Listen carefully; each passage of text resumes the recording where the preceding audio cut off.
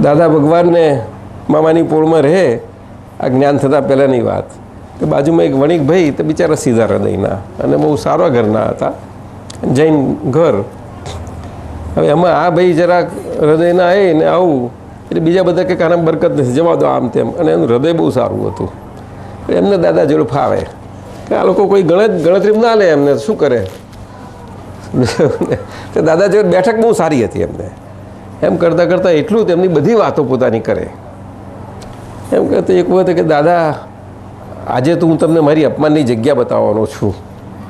દાદા તો આ વાક્ય સાંભળીને સહજ કે શું વાત કરે છે, તું વણિક છું, જૈન છું, ને પાછો મારી અપમાનની જગ્યા બતાવ, એવું કોઈ બોલે ખરું? કોઈ ના બોલે. તો દાદાએ કહ્યું કે હૃદયના ક્લિયર છે, આ બહુ ઓછા હોય કોઈ, ક્યાંથી.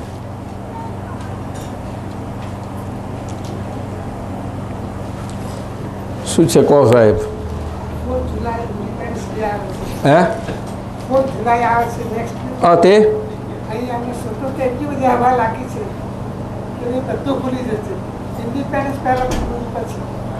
આપણે તો બધું ફાયર વર્ક જોવાનું મળે ને. રોજ તો એ તો મજા આવે ને, એમાં શું ખોટું. એને તપ કહ્યું, તપ એને કહ્યું. જુઓ, હું તો આપણે નામ ભૂલી ગયા, જયંતિભાઈ. હું તમને કહું, જયંતિભાઈના ભાઈબંધ જયંતિભાઈ નહીં કહી ગયા. હે તમને વાત કહું,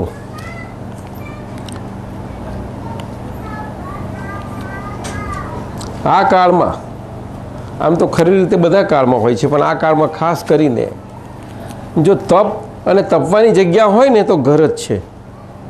આપણે જે ઘરને આ બધું કહે છે ને બીજા બધા ઘરવાળા કર્યા કરે, પણ ખરું તપવાનું ને બધી કસોટીને જે કહો તે બધું અહીંયા જ છે. લો, આશ્રમમાં એ નથી કશું. આશ્રમમાં આજના આશ્રમોમાં બહુ બધું આનંદ જ છે. એટલે જ બધા ઋષિકેશ ચાલ્યા જાય છે. હે કેવા મોટા ફર્સ્ટ ક્લાસ મકાનો બાંધ્યા છે, બંગલાઓ બાંધ્યા છે. હેલો જઈને રહીશું 2 મહિના કહે છે. તમે ગયેલા? હા, અરે હમણાં જ જાત્રામાં જયા ને કેવા બધા બંગલા ફર્સ્ટ ક્લાસ, પછી રોઈ પડે ને મજા.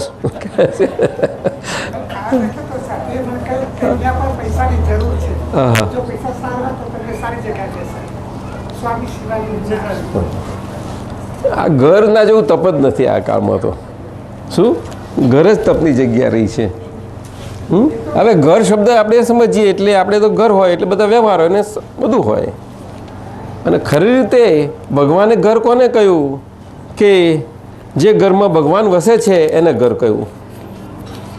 એટલે આ ઘર દિવાલોવાળું નહીં. ભગવાન હંમેશા દિવાલોવાળા ઘરમાં ના રહે. ભગવાન તો હાલતા ચાલતા ફરતા બોલતા બુદ્ધિ વિચાર કરતા એમાં એ ઘરમાં રહેતા. આ ઘર, અને આ તો ઘરનું ઘર કહેવાય પાછું, ઘરનું ઘર. એટલે ભારતમાં બધા સોસાયટીઓના ઘર ના ખપે ને, એટલે કે ઘરનું ઘર વસાવો આપનું ઘરનું.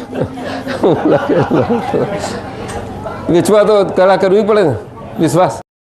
અમદાવાદમાં છાપે છે ને બધા, શું છાપે છે? ઘરનું ઘર વસાવો કે છે. તો શું ખોટું કે છે?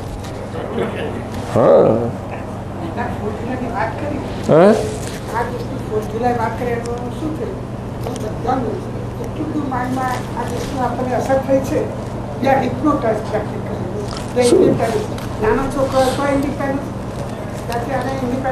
આ દેશ જ એવો છે. આ દેશ તો બહુ જબરો છે. એટલું ગમે તો ફૂલગો નાનો હોય ને તો હવાપુરે જ જાઓ કે છે.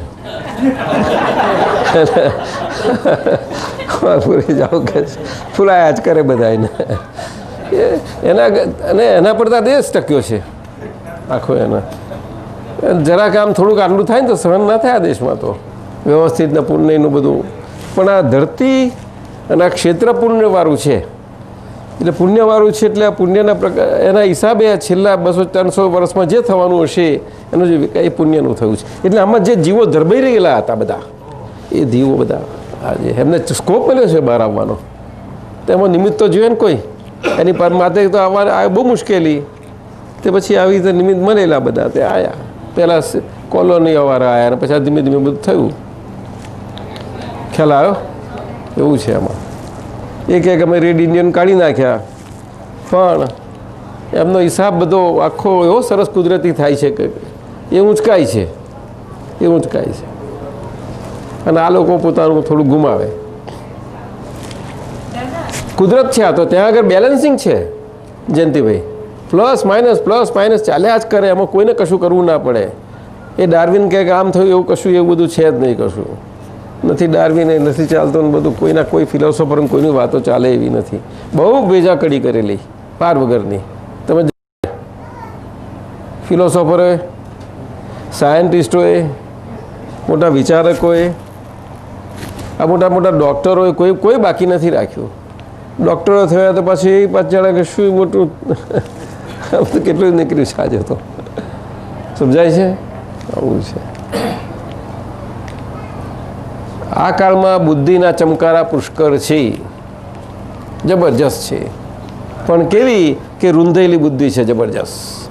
એટલે હવે એટલા બધા ફસામણમાં આવી છે કે રસ્તાઓ ખોરે છે, જરૂર જોઈએ છે ખરું. અત્યારે આ વિજ્ઞાન બહુ કામમાં લાગે એવું છે. આજે બધાયને હાલતા ચાલતા બધાયને કામમાં લાગે એવું છે. સહેલું, સરળ, સીધું, તરત સમજાય એવું. સમજ્યું?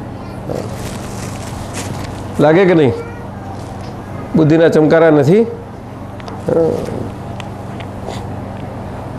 શું જયંતિભાઈ પૂછો બીજું?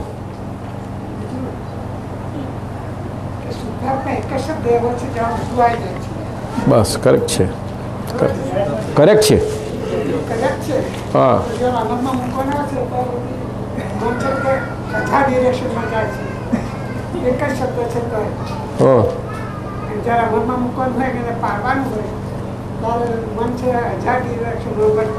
હા, પણ એમાં શું છે કે આ પાળવાનું નથી, આ સમજવાનું છે. ના, એનો વાંધો નથી. અઘરું છે ભલે, પણ એ સમજવાનું છે એવું અઘરું છે એવું સમજણ પડી તો એ ઘણું કહેવાય. ખાલી સમજવાનું, સમજ્યું? અને મન તો બધું જાય તો ખોટું કશું નથી. એ તો એના ધર્મથી કર્યા જ કરે બધું કામ. કે આગળના જે હિસાબો છે અને જે આજે મન લઈને આવ્યા છીએ તે આ કાળનું લઈ આવ્યા છીએ ને પાછા. ચોથા દ્વાપર યુગનું તો છે નહીં. સમજ્યું? એટલે એમાં તો ખોટું શું છે? એમાં આપણે બીજી બહાર કશું દારૂખાનું જોવું ને દિવાળીઓ જોયું એના કરતાં આપણા ઘરની જ દિવાળી જોયા કરવાની. આપણે એ નિરાતે રોજ દિવાળી. કવિરાજે પદ કેવું સરસ બનાવ્યું છે, હે? નિત્ય સાલ મુબારક જો, નહીં?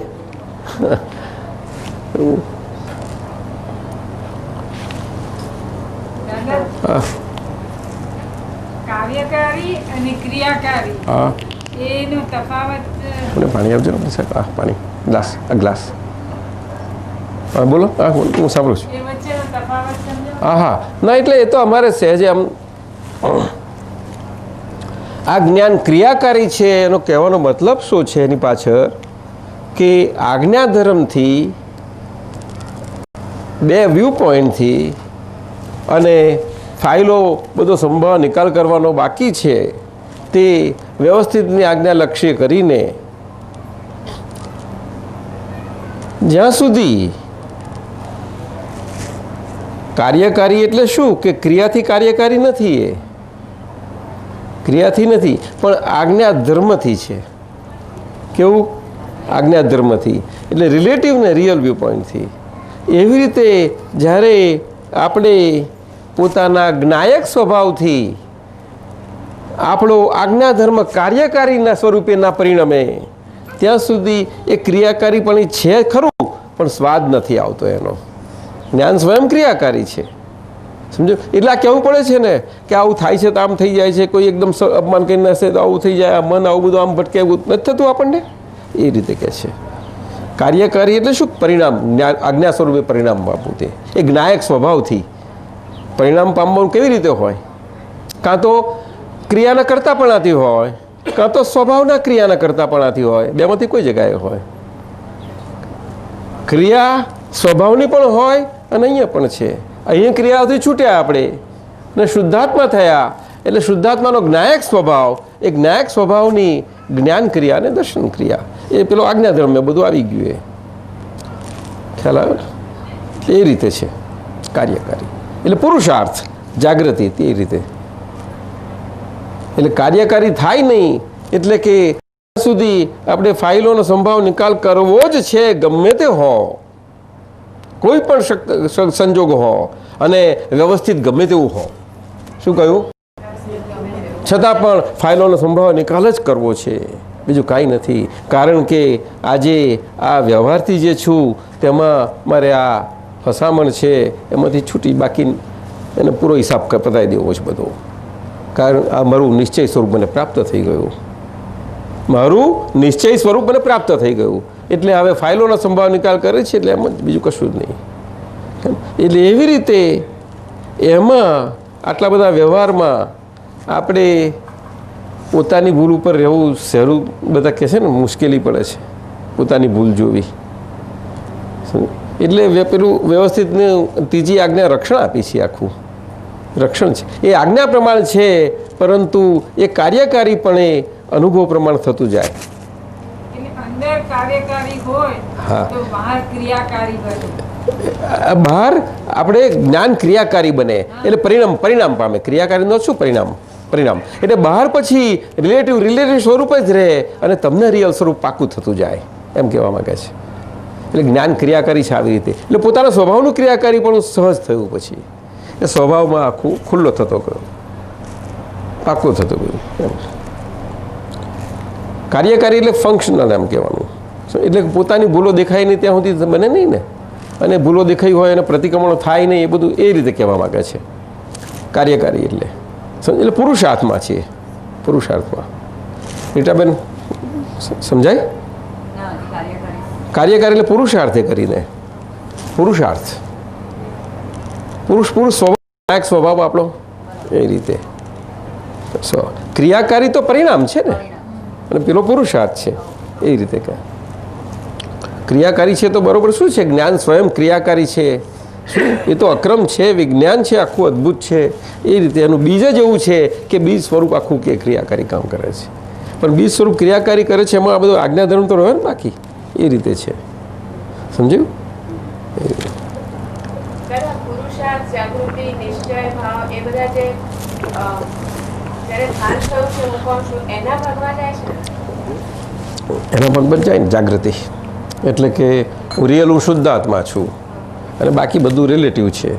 એટલે આ રિલેટિવ જે આ 7 કર્મની પ્રકૃતિઓ છે, શું નામની માયા, મન વચન કાયા, ભાવ કર્મ, દ્રવ્ય કર્મ ને નો કર્મ, આ કર્મની 7 પ્રકૃતિ છે ને, 7 પ્રકૃતિ. એ 7 પ્રકૃતિ આપણે સંભાવ નિકાલ કરી દેવાની છે. હવે કાર્યકારી ત્યાં આવે, પુરુષાર્થ, જાગૃતિ આખી. પુષ્પાબેન ખ્યાલ આવ્યો ને તમને? 7 કર્મની પ્રકૃતિ, નામની માયા, મન વચન કાયા, નામ અને નામની માયા 1, મન વચન કાયા 3, 4, ભાવ કર્મ, દ્રવ્ય કર્મ, નો કર્મ 3, 7 કર્મના પોટલા, કર્મની પોટલીઓ બધી. ખ્યાલ આવ્યો ને? પર છે પાછી, કેવી છે? અને પર છે એટલું કહીને સવાલ નથી, પણ પરાધીન છે. પર છે તો આખું જગતે કે, આ સાધુ મુનિય મહારાજ બધાએ કે આ ઇન્દ્રિયો છે તો એ છે, એ બધું કહેવામાં જાય છે. ઇન્દ્રિયો પર છે સમજીને જ એ લોકો બધું સાધુ એમ નથી પાડતા કંઈ, પણ પરાધીન છે કોઈ જાણતું નથી. આ મુશ્કેલી છે. એ તો એમ જ જાણે છે કે ઈશ્વર આધીન છે. કોને આધીન? ઈશ્વર આધીન. ઈશ્વર કરે તે સાચું. સમજાયું ને? એટલે પછી કેટલું સરસ પડી ગયું ને. આપણે જ પરીક્ષા આપી દેવાની, પેપર આપણે જ તપાસવાનું, માર્ક આપણે જ મૂકવાના. જયંતિભાઈ એવું નહીં? સારું પડે કે નહીં એમાં તો?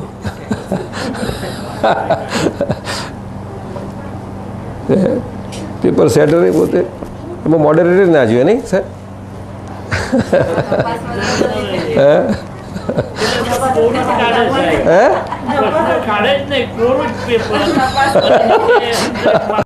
હીરાબેન જોયું એવું જ છે ને? પેપર પોતે કે કોરું જ કાઢે ને પેપર, પ્રશ્ન